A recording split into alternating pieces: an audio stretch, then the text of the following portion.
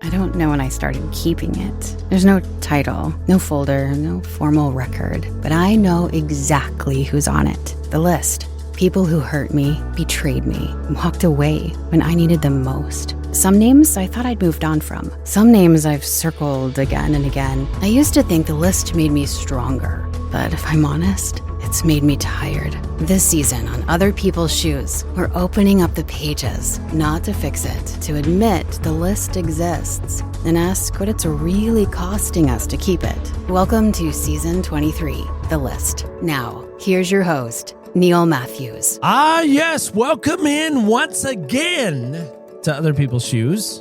I think you know who I am by now. 7 years of doing this, you should. Well, if you don't, let me introduce myself. Hi, I'm Neil Matthews. I host a podcast called Other People's Shoes. Probably all you need to really know. And we're in this season called The List. Now, I got to thinking this morning when I made that great journey from the house to the Shoe Shack studios. I was thinking about the list, and I was thinking about our guest today. She's from Florida, and I was thinking about things in Florida that might be still holding a list. I remember as a kid, and I might have even been in my mid-20s. Feel like that's still a kid nowadays, by the way, because I'm old and get off my lawn. There was a Florida State kicker that I think missed like 3 or 4 field goals in a key game against Miami. And I remember the legendary, great Bobby Bowden of Florida State. He coached Florida State for years when I was a kid. And great coach, from what I hear. Just remember seeing Bobby Bowden's face just so absolutely pissed. He was so mad. If I had a chance, I would ask every NFL coach, college coach, how many kickers are on their list of people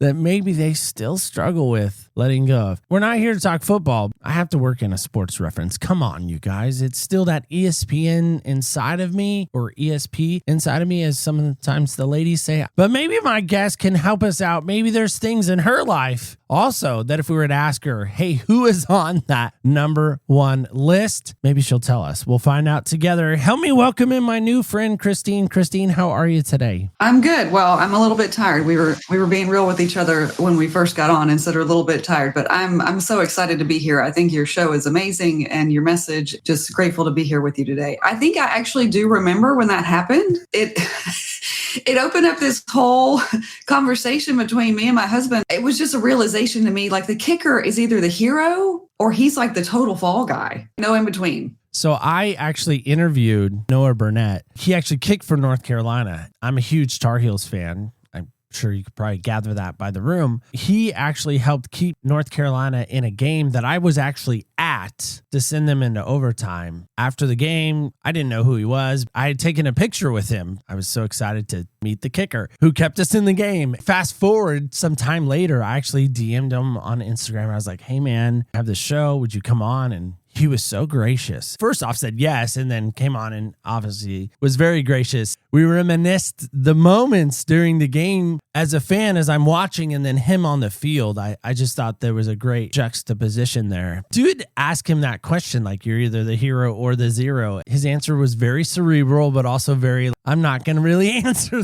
that in a very nice diplomatic way. You are correct. But you guys are sort of fans now of Florida Gators. You have some Georgia roots. Did I remember that right? Am I remembering that right? So I'm originally from Tennessee. That's right. It's the Volunteers. And so you became a Florida fan because you moved to Florida. That's right. Forgive me for insulting you by saying Georgia. I'm so sorry. No problem. No problem. Go Dogs. So maybe you still have a little Tennessee in your heart, and you did volunteer to come on today. See, we can work it all through and forward. I'm sure people didn't come to hear us reminisce on old football days, even though I think it'd be fun. Help us with this, though. In Florida, I've heard people wear a lot of flip-flops. I've heard that.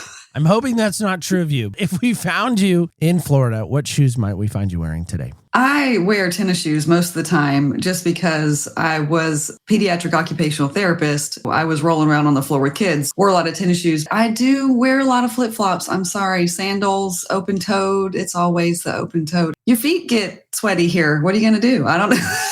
I'm not supposed to say it. Not wear sandals. It's simple. Pretty easy. Not wear sandals. That's how we do that. Somebody actually challenged me. They said, Neil, Google right now our flip-flops shoes. And I did. And AI Google, stupid, what do they call that? The genius thing now? Or maybe that's not. Galileo? I don't know I don't know. The AI for Google, whoever that is, told me that flip-flops were shoes. I remember that day. It was very scarring because I've never thought of them as shoes before. New takeaway. Well, then help me. If you were to wear shoes and maybe even sandals or flip-flops, I don't even know, is there a brand of flip-flop? Help me with that. So my new favorite brand is actually called Wonderly. Oh. I just bought 2 pairs of the same flip-flops, in different colors because I love them so much. So. Why are you sorry about that? I don't understand. I've done that too. Listen, with Jordans, I have 3 pairs of Jordan 11s that are black, that are light blue. I know, shocker. There's another color I have. I can't remember what it was. So I have those too. I have different colors of the same iteration of shoes. This idea of a list. Dun, dun, dun. I wonder about this for you. When you think about that list and you go back in time to the list, would you have ever imagined having one, and then who was on that list for you? I don't think I thought of it as a list. For a long time, I was not on the forgiveness train. Anybody who had wronged me, it was like they didn't deserve to be forgiven. I guess I thought I was better than they were, because I'm sure that I've wronged people in my past too. My dad was probably the first one on the list. I'm sure I had people in high school that didn't treat me right. Don't remember who that was now. That's way in the past. Been through a lot of trauma. A lot of my past is kind of like a blank, which I think in some respects is a gift. My husband is unfortunately on that list of somebody that I had to forgive. Never thought that he would be on there. I remember when he told me that he had been unfaithful, that it wasn't like I was mad or angry. I was just disappointed. I think that was my main feeling. Couple of things. Wow, right out of the gate. Let's go. You said that really stand out to me. First thing was you actually made this statement. I don't know if they deserve to be forgiven. That's a big word for me. I'm not going to say you can't use it, by the way. So let's be clear on that. I struggle with the word I deserve, or they deserve, or it's my right. I don't know why I have that struggle of I deserve. I feel like so much of us don't deserve anything. And so for somebody to say, or I to say, I deserve that sprinkled donut, or I deserve that cookie, or I deserve a great life. Why does someone not deserve forgiveness in your mind? You even said you were late to the train. Oh, yes. And I think from a Christian standpoint, probably the reason you have trouble with that word, we don't deserve anything that we have. Everything was given to us freely, that he didn't need to give it to us, but he did anyway. As humans, we just take, and forget that we need to give back. Yeah. First of all, with my dad, as a child, I think nobody thinks that a child deserves any kind of wrong. A child does not deserve to be sick. They definitely don't deserve to have cancer. They don't deserve to be abused, because we come into this world so pure. And so then we learn all these things as it goes along. I just felt like my dad was supposed to love me and cherish me and teach me the things that I were taught were not helpful. I say that they shaped the person that I am now. I'm an overachiever. So thanks, Dad. Thanks for that, because nothing I ever did was good enough. I did not think that about my husband. My dad was the only one that I thought that about. I thought, my dad did all these horrible, terrible things to me and said all these bad things and made me feel bad about myself. I don't feel like he deserves to be forgiven. Once I understood what forgiveness really was, it didn't have anything to do with my dad at all. It had everything to do with me and me releasing that so that I could open my heart. And I never thought that about my husband. I took responsibility for my part in the relationship with my husband, that I was not holding at my end of the bargain, was not upholding my vows. I was not the partner that he needed me to be. Not making excuses for him. He made his choices. I was not giving him what he needed. He found somebody else to do that for a little while. It actually gave us opportunity to grow even closer. I'm actually really thankful that he was unfaithful. I know that sounds strange. I think it does. All right, let's break this down a little further. I've heard through the years of doing this show that girls have had really bad dads. We've heard of women now that were children that were sexually abused by dad, that were neglected by dad, verbally abused by dad. I'm not the greatest dad either. Now that my daughter's 18, sometimes have made the joke, well, that'll be something for your therapist, just helping your therapist stay employed, sort of snarky, jokey things like that. I do feel bad for my daughter. The dad that I have, again, to your point, didn't set the example. I had to actually go to the church, which I know some people are like, what? You went to the church? That's not a good place either. It is in some respects because I did find a mentor that to this day is in my life. He's in my phone. Outside of him being a huge Patriots fan, sorry, I had to get another sports reference in there. He's a pretty good dude. And he modeled and worked with me. In those days, call it discipleship, but nowadays I would. Discipled me, knocked some sense into me when I needed it. Really, in all intents and purposes, became my dad. My dad 2.0 was there. My dad bailed. He was like, nope, this is too hard. I'm out. Now, again, I thought everyone had that. I thought everyone had an Eric. That's the guy's name. Again, the more you talk to people, the more you get around the world, the more people's shoes, whatever metaphor you want to use, you start to realize not everyone had that. If you could go back and tell 12-year-old you 4 words in regards to yours and your dad's relationship that you maybe needed to hear that weren't hearing, that maybe a guy like an Eric, maybe it's someone in the church, maybe it's God himself. What are those 4 words do you think that really would have helped you and maybe encouraged you at 12? He doesn't know better. Exactly what you said. He learned from his dad, who learned from his dad. And it wasn't a good lineage as far as dads go. Yeah. He just didn't know better. And that's one of the things that I try to do now. You don't know better, then you learn, and then you do better after you do know better. We don't know what we don't know. I appreciate that. And I think there is grace there. I think the struggle I run into, though, is, and I'm going to be judgy here for a minute. Here's my seat of judgment. All right, I'm going to get on it. I went to a men's retreat a number of years back at the church that I was attending. They didn't call it retreats because men don't retreat. We advance, so they called it a men's advance. That's the dumbest thing I've ever heard, by the way. In that advance, they brought in a speaker, and his name's Bill Krause. I don't mind name dropping because the guy's brilliant, except in this moment. Bill said this really dumb thing, and I wonder how you'll respond to it. Here's what he says. He's in the middle of this talk, and he's talking about marriage and talking about all these things. And then he makes this really stupid statement. He stops his talk, and he goes, men, you need to remember this. And I'm like, man, this is like hellfire and brimstone, Baptists thinking back to my lineage as a child. And he goes, you are married to God's daughter. And I was like, what? That's new. How are you treating God's daughter? And then he's like, how many of you in the room right now have a daughter? Most of us raised their hand. I'm one of them. How would you feel if somebody treated your daughter the way you treat your wife? And I was like, that's dumb, Bill. Number 2, you get the 3 where I'm out. I'm not listening anymore. But that's my response. If somebody had told your dad, you're God's daughter. If somebody had told your husband, hey, by the way, husband guy, that's God's daughter. Could that have changed? Would that have broken anything? Would that have fixed anything? Help me understand that. With my dad, I don't think so. Okay. He was just, and I hate to say the word selfish. We're all selfish in a way. He didn't get the love that he needed as a kid.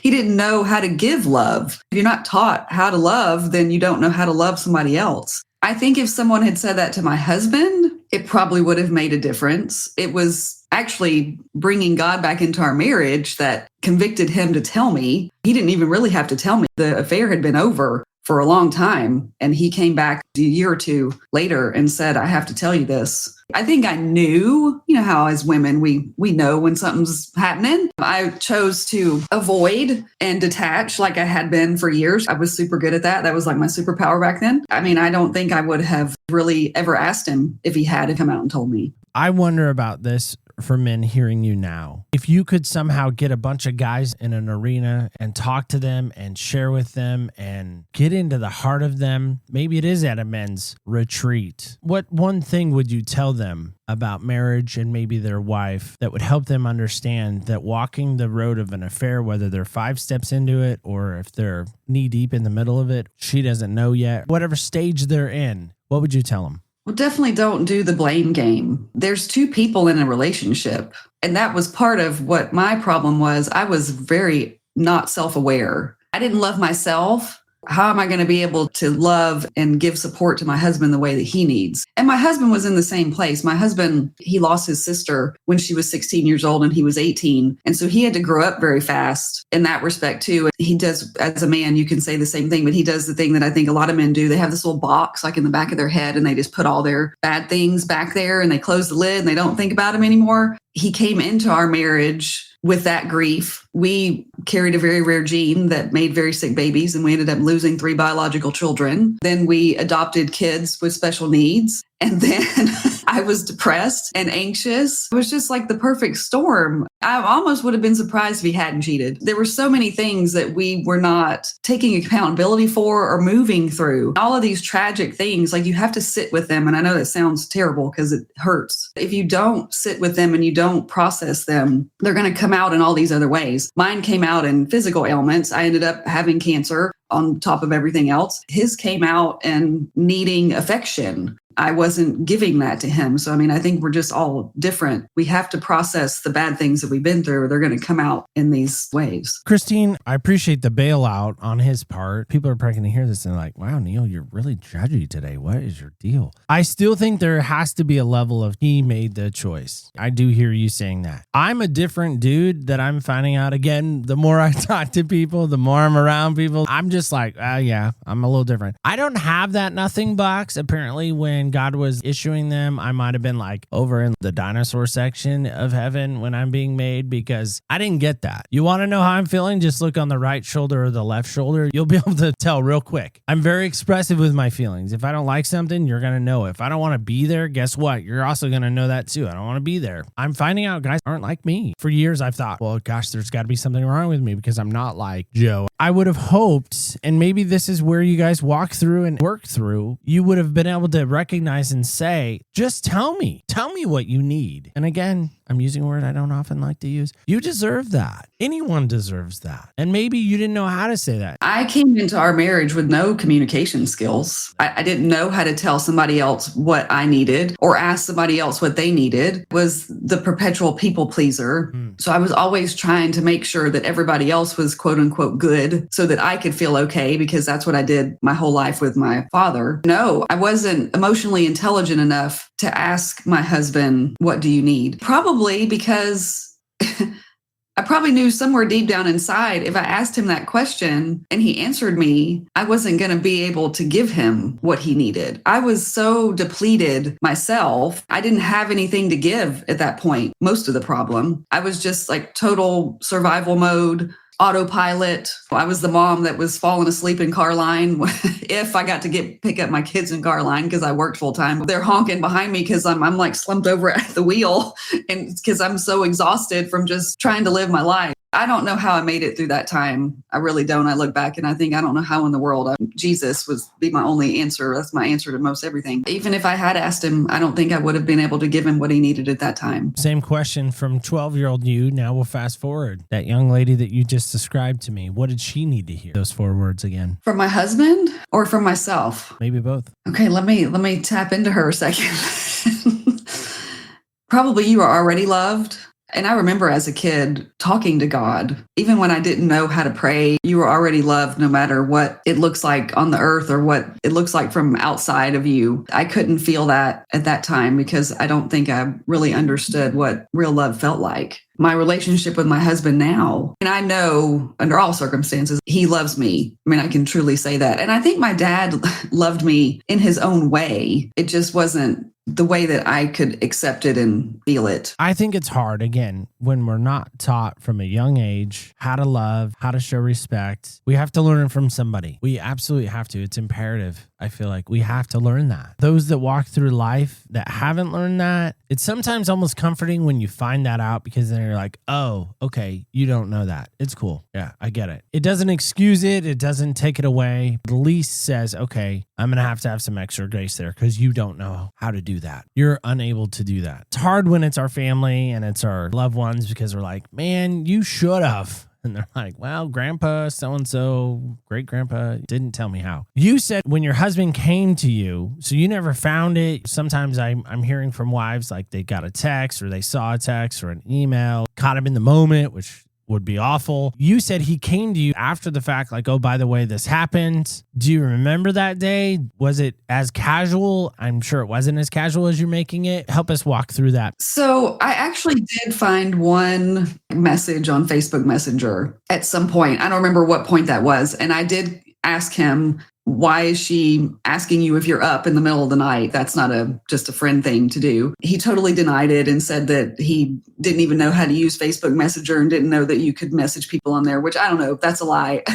That was probably a lie on his part. Yes, I do vividly remember the day that he told me, first of all, about maybe 2 or 3 months leading up to when he told me, he started acting very strange. He started saying weird things. Well, if we ever split up, would you move back to Tennessee? If we ever split up, you can't keep the kids from me. If I'm like, why is he saying all these? If we ever split up, like, what is happening here? I don't even understand what's going on. Then the day that he finally came and told me, he was just kind of manic. He was cleaning the inside of the house. He was cleaning all of the vehicles. He couldn't sit still. Up, he was down. And I had strep throat. I had 103 fever, couldn't even lift my head up off the recliner that I was sitting in, crying just periodically because there was like razor blades in my throat. I mean, I was having a horrible day, probably an overshare, but then I started my period. So that was like double whammy. I was feeling horrible.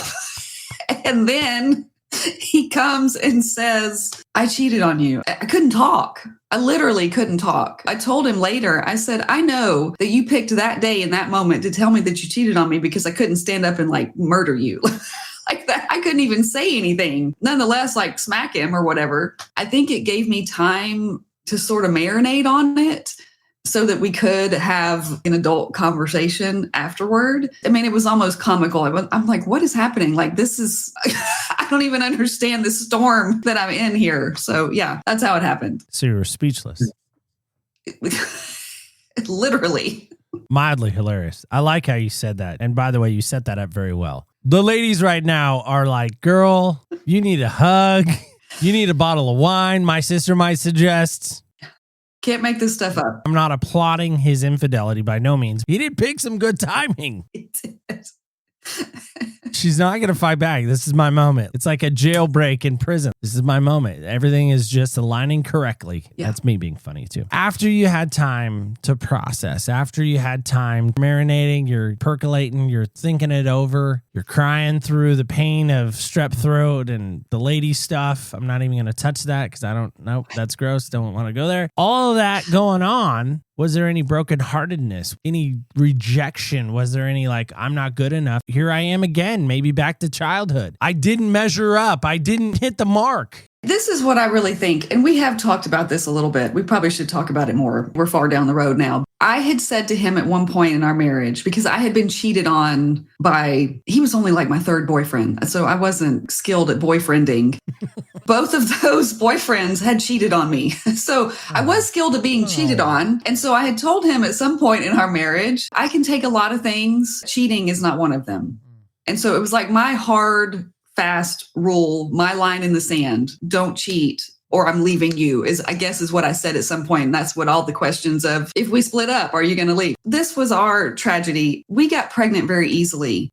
Every pregnancy that we had was a sick child. And I wanted nothing more than to have a baby. It was literally like our chance, the gene that we carry. They said that it was a lottery you don't want to win. If I had been intimate with anyone else, probably in the state, the country, I could have had a healthy baby. Us coming together with this gene is just wild. I think he thought, okay, I'll cheat on her. She'll leave me and she can go have a baby with somebody else. Like, I think he was trying to give me what I wanted. He couldn't give me what he thought I needed. On the flip side, it was somebody that he had been very close to previously. This was not a stranger that he met on some kind of dating app. This is not something he went looking for. This was actually like his first love. I think that helped me to forgive him faster. I understood the dynamic there. He thought that that is what he needed and that is what he was looking for. And that ended up that it was not. I love you. That's how he opened the conversation. And then he told me, like I said, my main feeling was disappointment. I wasn't angry. I don't even think I was sad. I was just disappointed because I thought that that was the one thing that he would never do. But you did forgive him. Do you remember the moment that you fully forgave him and how long it had been? I think for a while, I was just saying that I forgave him, but I didn't really. Yeah. I think we've all done that. I was still having like those cringy or those flinching moments when I would hear somebody else say that somebody cheated, or we were watching a movie and the man was cheating on the spouse. I would sort of brace myself. I would get sort of that cringy sort of feeling. And now I don't do that anymore. We love movies. Somebody's always cheating on somebody else. Like that's their favorite thing to do in a movie. It doesn't bother me anymore. I know that I have fully forgiven him. I think it's a testament to how much I love him as well. I don't want to make him feel bad about himself. I mean, he felt bad enough as it was. And I don't know, that's my nurturing part of me, I guess. Somebody does something bad to me and then I don't want them to feel bad about themselves. Like, what the heck is that? And I think when you really love somebody, that is what you want. Well, I mean, we're all human. We all make mistakes. I'm sure that I've been kind of emotionally cheated on him at some point in our marriage. Conversations with other men, said something that made me feel good about myself. It's not physical, but it's still sort of cheating on your husband. I mean, I think we all do that sometimes too. None of us are not guilty in this situation. And maybe this is where we turn to the adult section of our show. I think sex is sacred. I think sex is designed for marriage. I have an opportunity right now. I work with young guys. They're in their 20s, have been in and out of relationships. They were asking me one day about marriage. I was like, listen, my marriage hasn't been perfect. Hallmark's not banging down my door to tell my wife's story. They're not. Sometimes it's been a Lifetime movie where I'm the jerk in the story, which every Lifetime movie, the guy's the jerk. But in that, I told them, I said, listen, guys, I said, sex to me is sacred. I want to only have sex with my wife. And now my wife is absolutely, completely embarrassed. And I'm going to hear about this, I'm sure. But I don't care. Honey, you're the only one I want to have that with. All right? There it is. I'm putting it out there. Yeah. And I was trying to explain that to them, that God designed that way. And by the way, even trying to explain that to my 18-year-old daughter, she's crying and cringing on the bed because she's like, I don't want to hear about this. I'm like, I know, but listen. You look like your mom. You act like me, which is scary. You look like your mom and you're gorgeous. You're a gorgeous young lady. I don't want to see you just give that gift away to some random dude. And that's what I was trying to explain to these guys, is that sex is sacred. Sex is important. And sex in marriage is beautiful. Outside of it, I think it's gross. I think it's not the way it's designed. That's the thing, is when I hear ladies talk about infidelity and their husband cheated on them or this happened or that, I'm like, man, that wasn't the way it was supposed to be. Listen, I get that he wasn't getting that need, maybe. I don't know. And maybe this is too personal. That's the part that I wonder about for women, is when that happens, do they look inward? Did you look inward? And did you think, this is again all my fault? If I had only, I wish I could have. Why didn't I? That moment when could have happened and I said no. Is any of that you, or am I way off base? No, and I think you had alluded to that before. I felt like I wasn't chosen. I wasn't good enough. Here we are again. And I did feel some of that, very much felt like that. I felt like that my whole life. My whole life, I felt like I didn't fit in. I felt like I didn't think like other people did. I was kind of a friend to all the groups. I didn't really belong to any of the groups.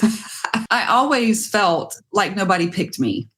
I think I did definitely feel some of that when he told me I had gained weight. I was very depressed. I was very full of anxiety, like fearful of everything. I was eating my feelings. That's what I titled my book, Eat Your Feelings. That's how I coped with everything. And so I had put on a lot of weight. I was already feeling bad about myself. And then now here he goes and does this with somebody else. And obviously all the things, she's prettier than I am. She's skinnier than I am. Her hair's better than like all the outwardly things that we look at. The reason that he came back to me, and this is what I did not learn this immediately. This took years of work on myself. But the reason that he came back to me is he loved what was inside me. Sure, he loves my outside. That was what attracted me in the first place. He loves my heart. He loves that I love to help other people. And he loves how much I love Jesus. He loves how much I love our kids. So, I mean, that's really what brought him back to me, was the true me. That's how I could be settled with it. He chose you. Yeah. That's the hardest thing to accept, is we're chosen. Listen, I think on every deep level, I think people are still on that struggle bus of, am I going to get picked? Am I going to get chosen? Is somebody going to think I'm worthy enough to be on the team? We did a dynamic in youth group years ago where I lined the kids up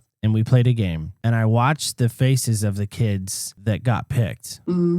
I purposely kind of set the game up backwards. The kid that was really good at kickball got picked last. I purposely told the captains, we have the line and then the two captains. People know this and they're probably having anxiety just describing this. I told the two people that were picking, I said, pick these people last. Never in their life have they ever been picked last for anything. And I watched the faces of the person who's the really good kickball player. His name's Nick Sutton. And I remember Nick almost in tears that he was getting just passed over and passed over and passed over. And then we got upstairs to youth group and I was like, hey, Nick, how are you feeling? And he's like, kind of sucky. That's never happened before. And I was like, what? Nick's like, it sucks. I can't believe it. Like, why am I last? I'm never last. I'm always first. And I said, there it is.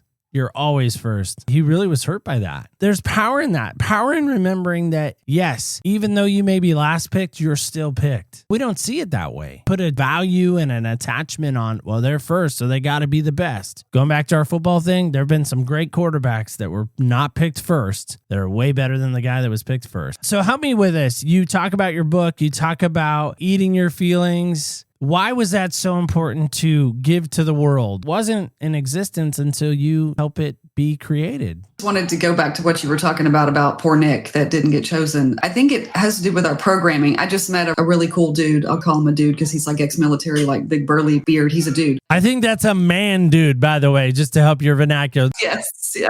Yes. He does neurolinguistic programming. Oh.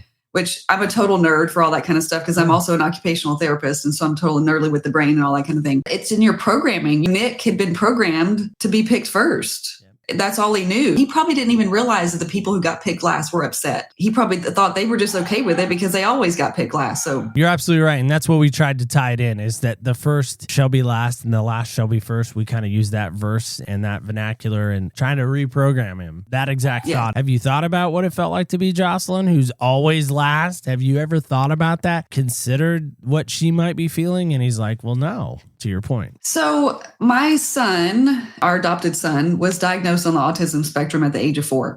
That completely changed the whole trajectory of our life. Well, once again, I mean, I pivoted a lot of times here. I couldn't find help for him. I knew that there were a lot of things that I needed to understand better in order to parent him. Felt like we were doing a terrible job. So that's why I went back to school at 39 to be an occupational therapist so I could raise my son. Through him, I learned that I was eating my feelings because he had a lot of trouble with food, textures and smells, very limited things that he would eat. Literally standing in the pantry one day, looking at all the crap that was in there. And it just hit me like, I'm not hungry. I'm sad. Why am I in the pantry? If I'm sad, I probably should be crying, calling my mom or calling a friend, phone a friend. Or it's like, why am I eating? It was just this epiphany. And then I started to realize not only was I eating my feelings, if I was sad, I wanted a certain type of food. So like if I'm anxious, I want salty, crunchy. If I'm sad, I want cake pudding substance. If I'm angry, I want like a big fat cheeseburger, a hearty chili, like something you can like really sink your teeth into. I just started realizing that all of my emotions are tied to the way that it feels inside my mouth, which was so bizarre to me. I'm like, how did I even get here? Then I realized also that I was so detached from my body. That sent me down a whole road of like doing somatic work and do a lot of meditation now and all those kind of things. It was almost like I was watching myself in a movie outside my body for like 20 years. And then when I came back to me, it was just like, oh, there you are.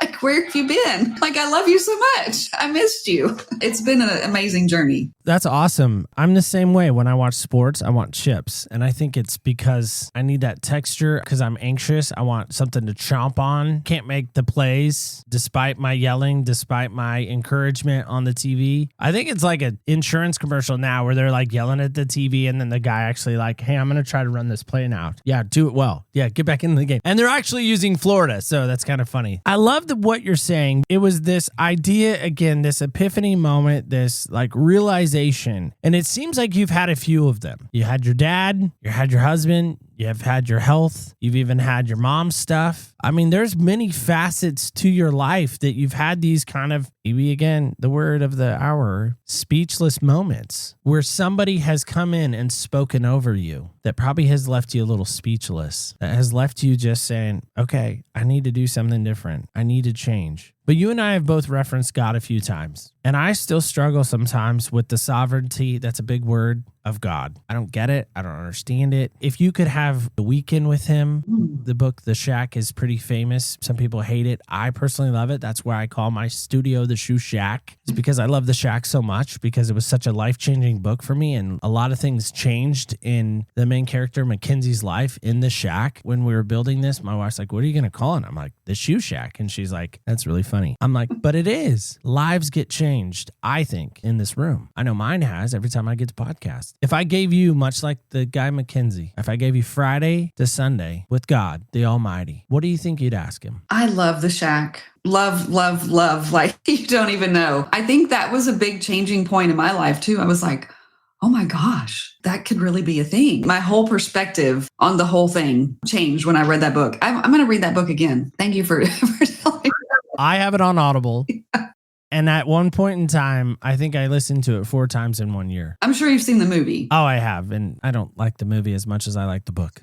The book is so much better. Yeah, yes, it is. They did fine. They only had a certain amount of time, and I get that. The book is so much better. I used to have a whole list of questions that I was going to ask. And now they don't seem so relevant anymore. I was so angry when I lost my children. That was the deepest, darkest hurt I have ever experienced in my life. And our first daughter lived for 3 days.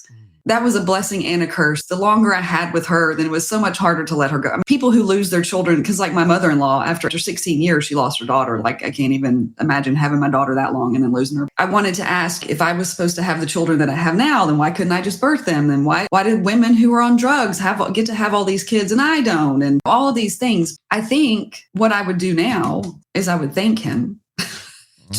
I would probably apologize. I've apologized to him so many times. Like, I am so sorry I yelled at you. I am so sorry. You already had it all figured out and I'm just dumb. And I couldn't see the forest for the trees. And I think I would just sit and feel his presence and his energy. And I may ask him if I chose this life. Like, did I choose to come here? Like, did we have a conversation before I went to earth, like in heaven? And I said, I want to learn heartbreak. I want to learn despair. I want to learn these things so that I can teach other people unconditional love. Did I choose this? So I think that's probably what I would ask him. I love The Shack. Absolutely love it. Outside of the Bible, it's probably one of my favorite books. Well, Christine, how can people get the book? What's the best way? Do you love social media? If you do, is there a place you love to hang out on the most? And then we're going to play our game. Sometimes I don't love social media, but I'm on social media all the time. So easiest place to get the book is Amazon. And my name does not have an H in it. So Christina. I'm all over Instagram, probably more than people want to see me on there. But I'm also on LinkedIn. I'm on Facebook. I'm on all the places. Again, I want to say thank you for coming on and sharing what you shared. I love that you love The Shack. That's very exciting for me because I talk to people a lot and they're like, I don't know about that book, Neil. I'm like, just give it a chance. I think so many times in our lives, we think we have to have the answer. And I think moms especially feel that. Again, I don't know. I'm not a mom. I'm only a dad. If you could give a word of encouragement to a mom who has special needs kids, who has maybe walked through all the things that you've talked about walking through, what one mom counsel nugget would you share with a mom today that maybe is struggling? Well, I guess I have 3 words. You were chosen. You were chosen to be that child's mom. Only you are going to love them the way they need to be loved. Only you are going to be their best advocate. Only you are going to protect them from the things of this world that are bad and sad and all those things. I mean, and I think that's the realization that I came to. God chose me to be these kids' moms. And I often say that people say that we saved them, but they saved me. I think you got to look at it that way. Like, what can you learn from them? And that's what I've learned so much from my son. I'm so grateful. I mean, it's been a really hard, long journey with him. He teaches me something new every day. And I love to see the world through his eyes. That's what I would say was to get in their shoes and look at the world through their eyes. Love it when people do that, by the way. Well, Christine, again, thank you so much for being here today. Really appreciate all that you gave, all that you shared. I love your energy. That's why we chose you. And that's why we were excited to sit with you, is really to dig into what you're talking about and the things that you're passionate about. Because I think, again, people need that reminder that they are worthy and they don't have to eat their way through their feelings, can actually find healing and hope. You can be a great source for that. I want to say thanks for that. Thank you so much for having me. This has been a lot of fun. I hope that we can stay in touch. And now I'm a fan of the show. So thank you. All right, guys and gals, kids and campers alike. I know I'm not a fan of it either. I can't keep you here forever. You have to go. I'm going to go. Before we go, one of my favorite Christian artists, I know the minute I say that, somebody's already tuned out. Hear me out. His name's Stephen Curtis Chapman. He wrote a couple of good songs. One song in particular that comes to mind is I Will Be There. That's one of his famous songs. Cinderella, maybe you've heard that one. Also one of his famous songs. Maybe one of his not so